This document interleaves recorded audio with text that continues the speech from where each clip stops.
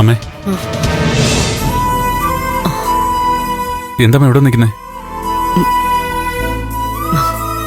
അമ്മയുടെ വിഷമം ഇതുവരെ മാറിയിട്ടില്ലല്ലേ?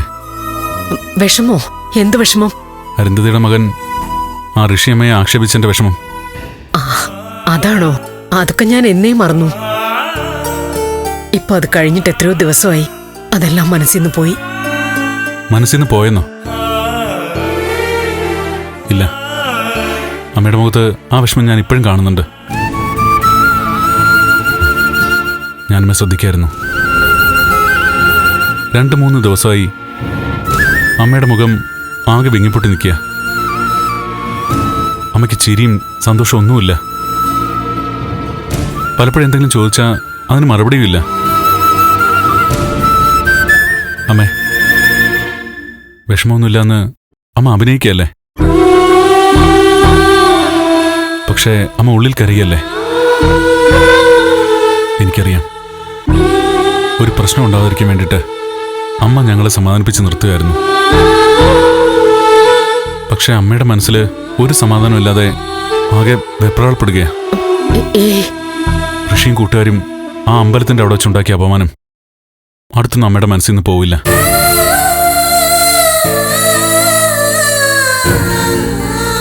അമ്മയ്ക്ക് ഒന്ന് പൊട്ടിക്കറിഞ്ഞ കൊള്ളുന്നുണ്ട് അല്ലേ?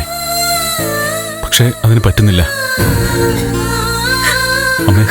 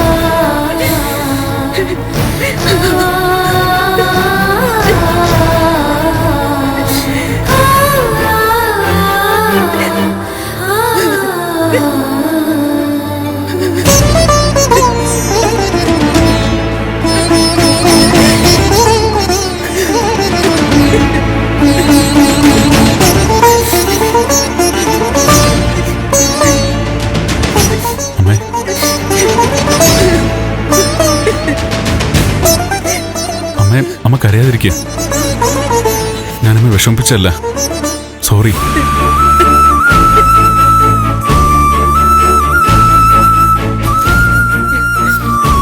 നീ പറഞ്ഞ നേരം മോനെ. ഒന്ന് കരയാൻ പോലും കഴിയാതെ പൊട്ടി നിൽക്കായിരുന്നു ഞാൻ.